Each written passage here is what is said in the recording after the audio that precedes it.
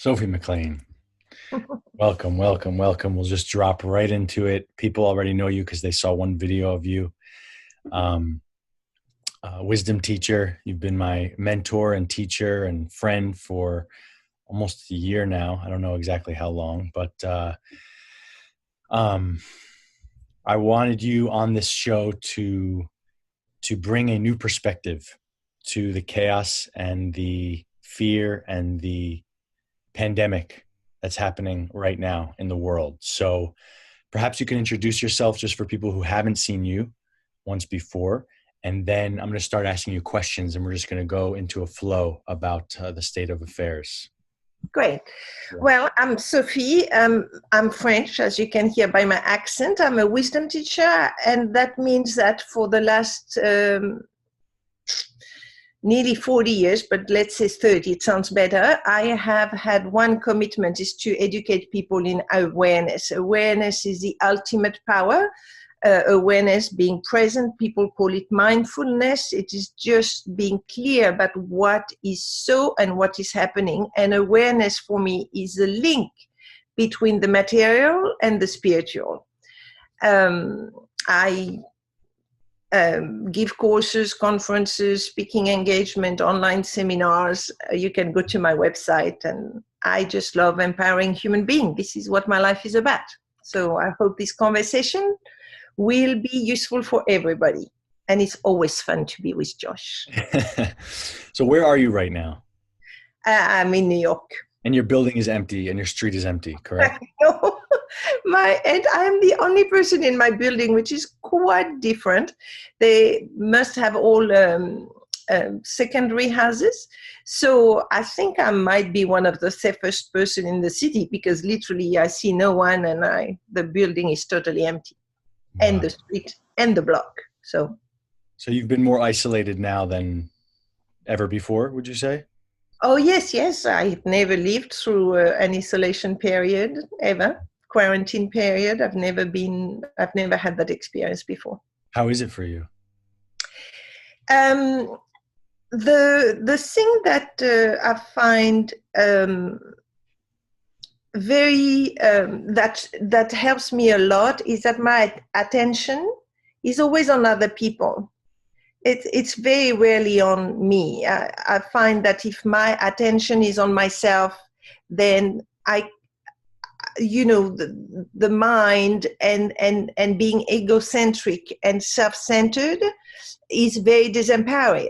So for many, many years, my attention is always on others.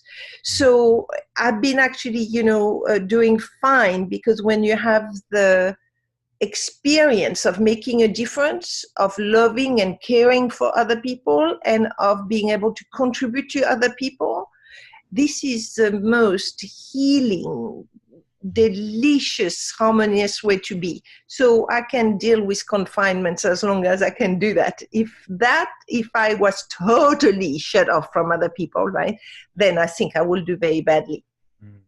But for the moment, all is well.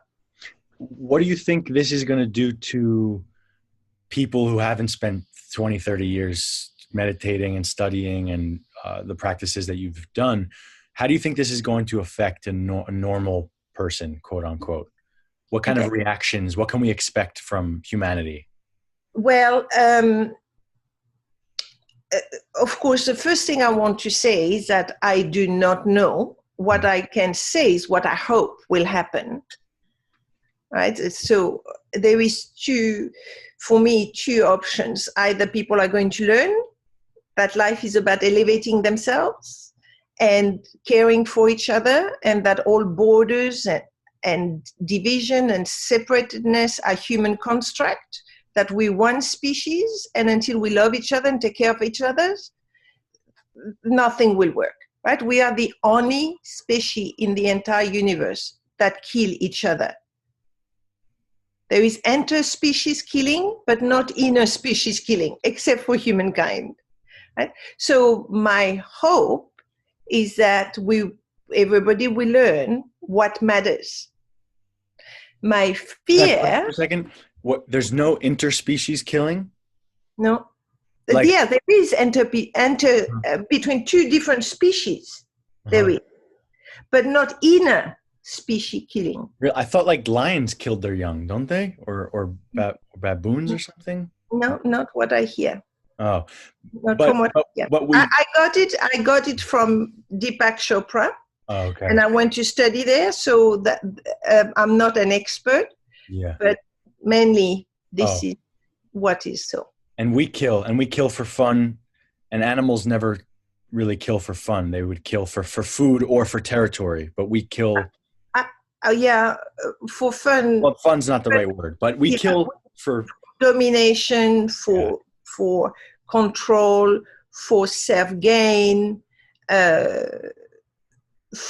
we kill for God. I mean, we've Yeah. killed more people in the name of God than anything else in the world. Right. You know, the only evil, you know, people often talk about evil and dark forces. And for me, the evil is what human beings can do to each other. That's that is a real evil. Yeah. So I hope we Okay. will learn from that, right?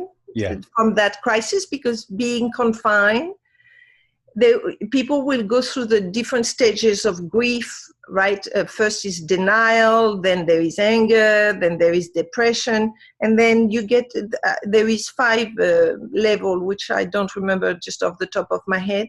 But then after all that, then you need to look at something else other than your personality, your little self, your ego, and then you have access to a very beautiful liberation.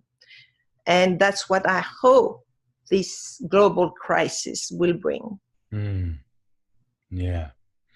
So what do you think is what's happening in the world? Let's just start there. What's going on? And with your lens, with your expertise, what the heck is happening?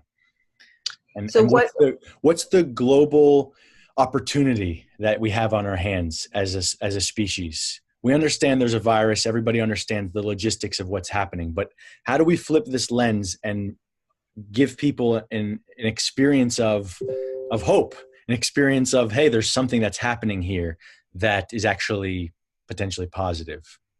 all right, so there is Yeah. different level of the crisis, right? There is a very different level. The first one is a medical level, basic. If you're sick, you don't even think, you just get yourself well. You think to get yourself well, you go to the experts, you do what works for you. But if you're sick, just take care of yourself. If you have somebody around you that is sick, then you take care of them. So, I mean, if you can. But that's the first level. It's a personal level, right? Then there is the community level.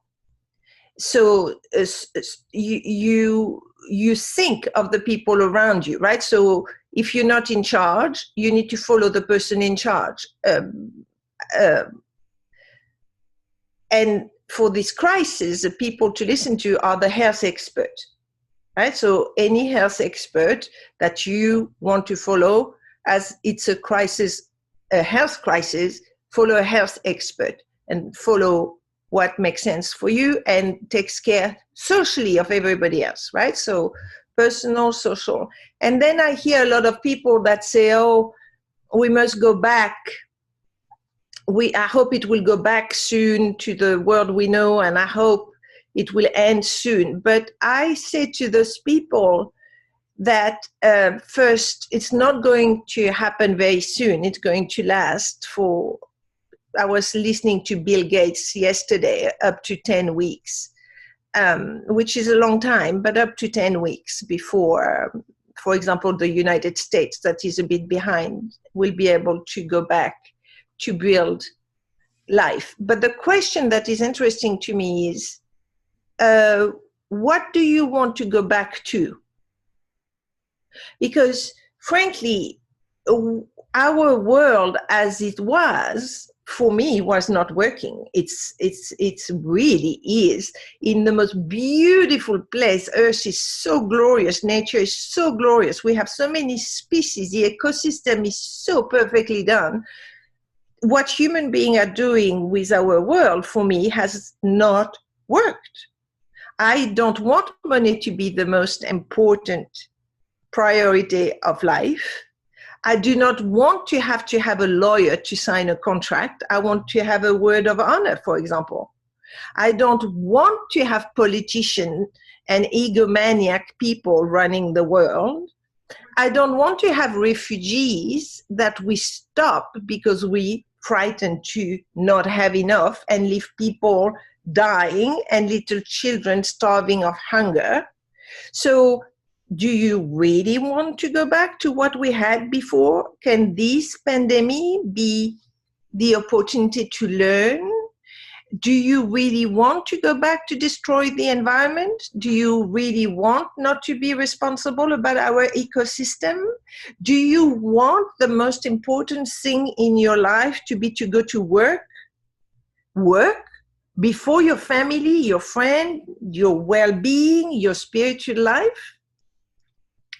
Do you want your education at school to be about what is possible for human beings by learning awareness, consciousness, and spirituality? Or do you want to go back to learn things that you will forget the minute you will leave school? Do you want education to be about being a loving, caring, honorable, generous human being? So this is what I see. People will choose to learn at whatever level they wish to learn. But my main concern is how much suffering do we need for people to be able to give themselves the permission to dream, to create a world that will work for everyone with no one left out. Are you right now thinking of what's happening in India? I come from Africa. I was born and brought up in Africa. My friend was in tears saying to me, Sophie, I'm more scared of going to the hospital than I am of the virus. Right? You know, think about the Italian, the Spanish, and what is going to happen in Africa. I was speaking to the UN representative of the UN in Western Africa. This woman has lived through the Ebola outbreak. And now, I mean, I talked to her to support her. You know, there is heroes out there. And she says to me, you know, Sophie, you send people to their home, but their home is 30 people in 2 rooms. And as they eat at night, only if they get paid for the work of that day, they cannot stop going to work, otherwise they do not eat, right? So when the thinking and the caring expand to everyone on the planet, then it will be possible to create a world that works for everyone. How do we, wow, that really touched me. How do we as one creature, as one human being, how do we translate that care practically into actually changing things? To me, Well, I feel fucking helpless. Sorry for cursing. I feel helpless. Yeah, I understand. So this is very important, right? This is what I said to you in the beginning of the call. Why I'm being able to stay grounded is because I make a difference with other people. So find a way you can make a difference. So I have a group of students I talk to twice a week. And yesterday night, we came up with an action that every single person can take. Educate yourself in awareness and educate others in awareness. So what does that mean? Imagine we have 2 minds. We have one that is totally unconscious and on automatic, that is literally reacting. I'm sure you know that there are sometimes you do things and say things, and once you've done or said that, you just have a thought and you say, why on earth did I just do that? Right? That's the one I'm talking about. Totally reactive, totally automatic, unconscious. And then there is another side of our mind that is the extraordinary mind of human being, the one that got us to the moon, the one that invented the computer, and this kind of very conscious mind that is directly connected to the quantum field and the spiritual field. So awareness is just knowing when one is running the show versus the other one.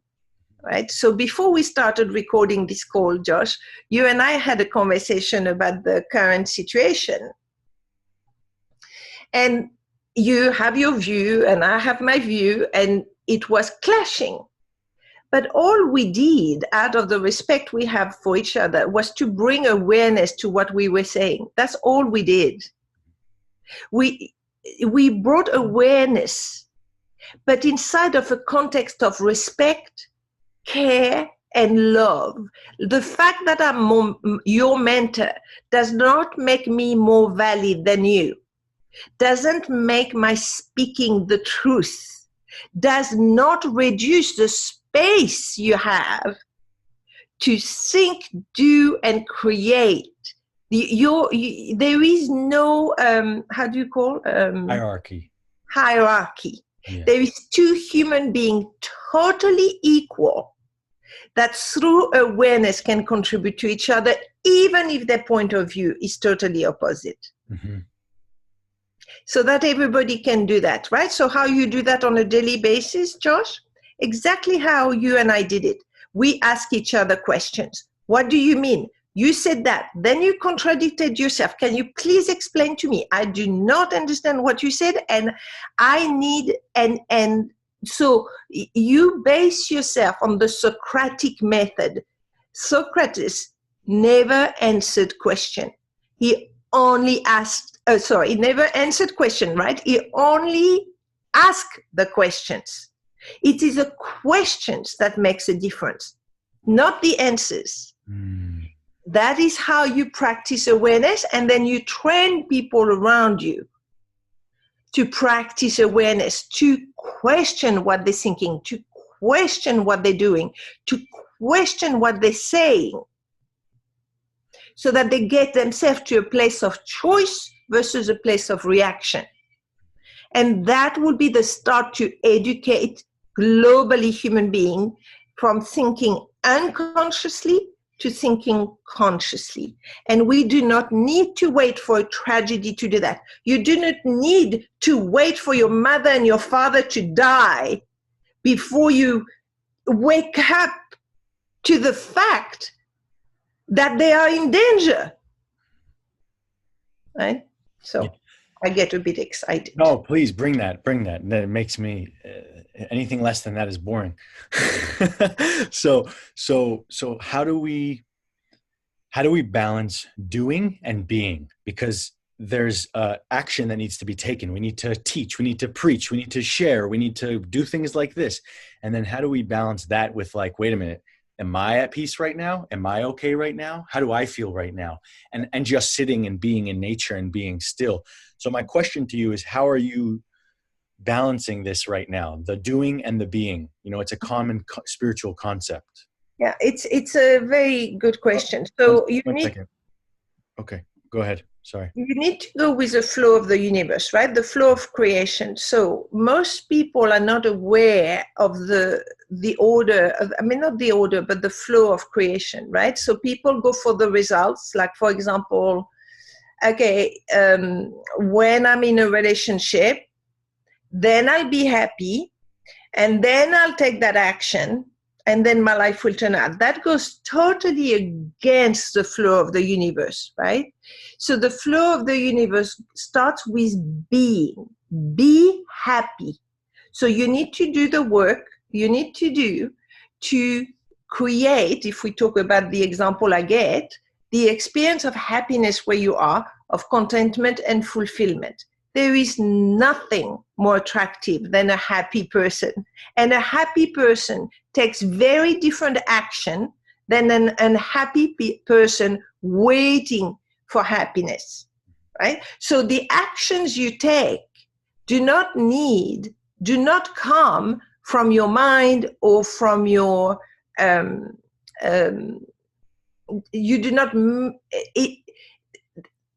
you never start with action. What I'm saying is that if you are happy, automatically without any force, you will take certain kind of action. And if you are unhappy, automatically you will take other kind of action. All you have to do to understand what I'm saying is look as when you're in love. You have the same job, the same salary, the same home, the same body, the same age, everything. But the moment you get in love, oh my, everything has transformed and you take different kind of action, right? Yeah. So it starts with being that then translate automatically into actions that are totally correlated with who you are being, and then the result will follow. Okay? So it's not from having to doing to being, it's the other way around. It's who you are being that gives you your action that has you have the result you have. So that's why awareness is so extraordinarily important. You want to be aware of who you are being. Are you being scared? Are you being anxious? Are you being selfish? Are you being unconscious? Are you being self-centered? Are you being loving? Are you being caring? Are you being a contribution? And then the action will follow, directly correlated with who you are being. Do you believe who we are being is a full choice of free will? Or do you think it exists on a spectrum? On the spectrum, I don't understand. Like the way I look at who I'm being in a given day or given moment, I can only be as joyous and clear as all of the work that I've done in the past 7 years, right? If I can't just like choose, but I know that's my lens. I know I'm pretty sure yours is different. I want to hear why yours is different. Can we be anything at any moment? So the answer is yes, but it's a difficult, you ask very profound and deep question, Josh, right? Which is difficult to answer rapidly, okay? So the answer is yes, you can choose who you are being at any moment. Mm-hmm. Here's my evidence. When you're in a fight with somebody, you have the choice to be mean and say something that will really hurt the other person or not. Do you not? Yeah. Yeah. So if I argue with someone, I'm aware enough to know that there are certain things, even if automatically I want to hurt the other person, yeah. There are certain things I will never allow myself to say because I know those are deeply wounding. Okay. Okay. So yes, we do have a choice about who we're being. Now, of course, the more aware you are, the more choice you have. Mm-hmm. Because there are some people with very good intentions hurt a lot of other people, right? This is, again, why awareness is so important. This is why my company is called Access to Awareness, because awareness gives you access to choice. But this is going back to your first question, what do I hope we will learn from this crisis? Is that we have the power of choice. This is free will. Everybody has free will. You just need to clean up a little bit to get to your free will so that you can be aware of your choices. Yes. So this is different to your work, but I'm just going to say it anyway. It's like, I've always felt in my heart that if I could be experiencing mental pain, physical pain, I could be experiencing pain for whatever reason, but I could still be an uplifting presence in the room or in the space or in a meeting. So I want to encourage people that even if you're in pain, a lot of my listeners have chronic illness, right? If they're in pain, then it doesn't make them completely unable to access a positive state of being or a good state of being. Do you agree? Yes and no. Okay. So the first thing for me is to be able to acknowledge what is happening, right? So when I'm scared, I need to be aware that I'm scared and not resist it and let the fear move through me. I have a lot of sorrow towards humankind at the moment, and I let the sorrow move through me. I have cried a lot and I dance it through, right? So you need to be aware of what is happening with you. Now, physical pain, you're talking about physical pain? Mental or physical pain? Yeah. Depression, so anxiety. Mental, there is no mental pain, it's mental suffering. Mm-hmm. Right? There is a difference between pain and suffering. Pain is physical, like everybody experiences pain, even animals. Animals do not experience suffering. Only human beings do. The earth doesn't suffer because of the earthquake. The dog with 3 legs doesn't go, oh, get me a therapist, my life is ruined, right? No. So suffering is typically human. Pain, everybody has to deal with. So physical pain can be very debilitating and takes a lot of your energy.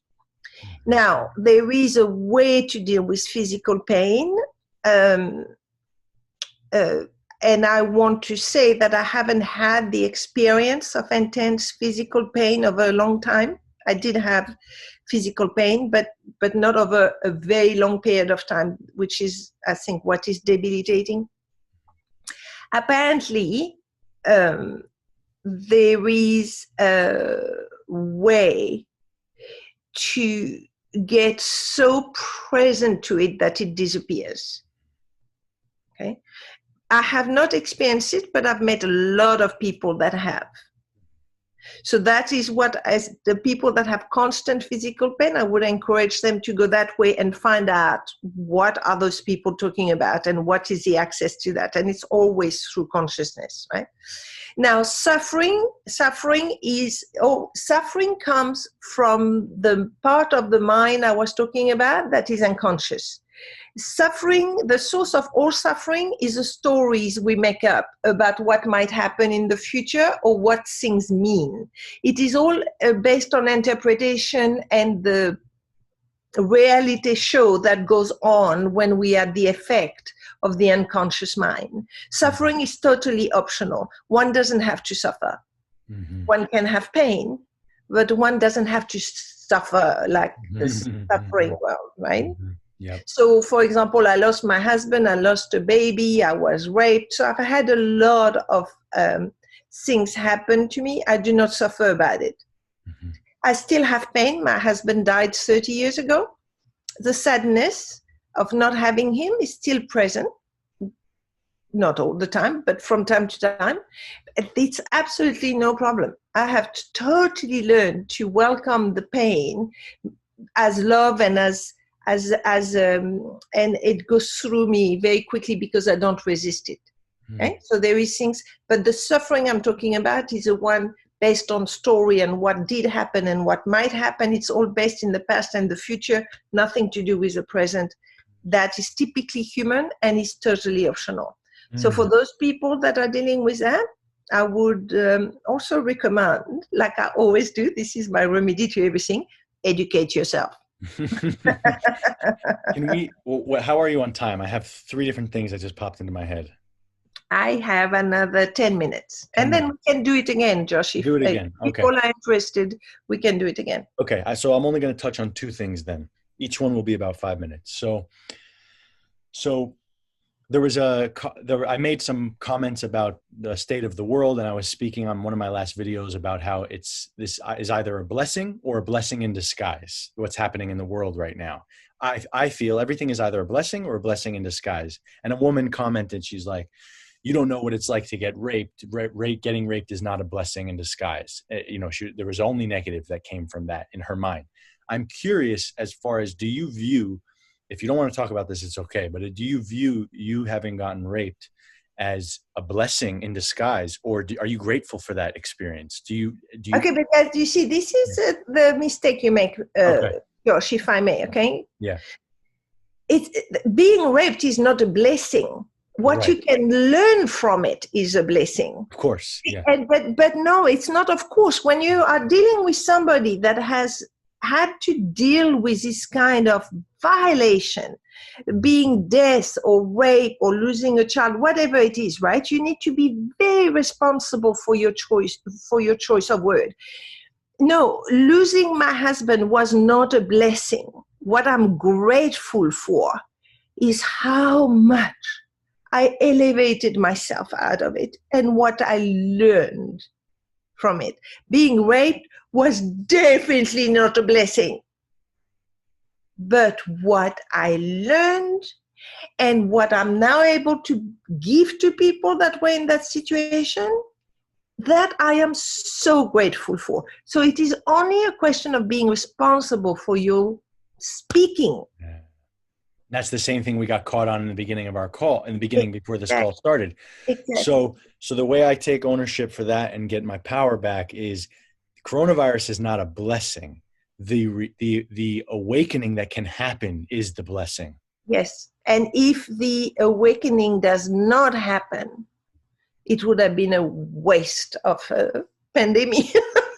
So if Like, okay, I remember 5 years after my husband's death was my moment of choice. I said, okay, you can either stay angry, victimized, and just a witch for the rest of your life, or you can learn from it. And that was a turning point. And I'm wondering when the turning point about the pandemic will be, if there will be one. wow, okay. The last thing I want to touch on, do we feel clear on that subject? I want to make sure I'm clear so that I have the lesson for myself and with my words and my verbiage, the way I use language. The tragedy, it is still it is a violation and a tragedy to have a bad experience, right? Or to help me out with this. Give me one. Yeah. Yeah, help me out with this. It's a circumstance. I swear to God, I feel like English is not my first language, but it is. I feel Well, like I think in a different language. just come to me if you want some lessons in English, my dear. Okay. In fact, it's nothing. So again, I've got to be responsible for my choice of word. But the death of my husband is a death of my husband. A rape is a rape. The birth of a child is the birth of a child. What Gandhi did is what Gandhi did. Now we then make it mean something, right? So I make it mean Gandhi was extraordinary. Right? But if you were the British at the time where Gandhi was doing his non-violent marching, he was not extraordinary. He was a pain in the ass, right? So just to know that what happens is what happens. This is life. It's one thing after the other. You don't need to tie them together. It's just what happens, what happens, what happens, what happens, what happens, what happens. And there is some things that happens that reactivate every pain, every reaction, every survival, and every emotions that are so difficult to be with. There is emotions that are easy to be with: joy, happiness, love, sharing, generosity. Well, I'm mixing a bit emotion and state, but you understand. But there are some emotions and feelings that are terribly difficult to be with: grief and violation and rage, anger. Those are the low-level emotions that we all try to avoid. And of course, what you try to avoid will persist, right?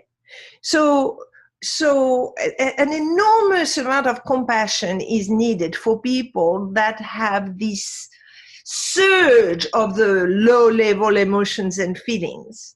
Mm-hmm. And the key is to let them move. Remember, the material world is in constant movement. Your body is not a thing. Your body is happening moment by moment by moment by moment. You don't have the body now that you had 10 years ago. Your body is constantly evolving. Same with emotions and feelings. You've got to let them move, because that's the very principle of the material world. So if you try to resist this emotion, they get stuck. And something stuck means it doesn't move. And that's when you suffer. Okay? So we go back to what we were saying earlier. If you're frightened during this pandemic, please allow yourself to be frightened. Whatever you feel, you just bring awareness to it and let it move so that you can become present. Mm-hmm.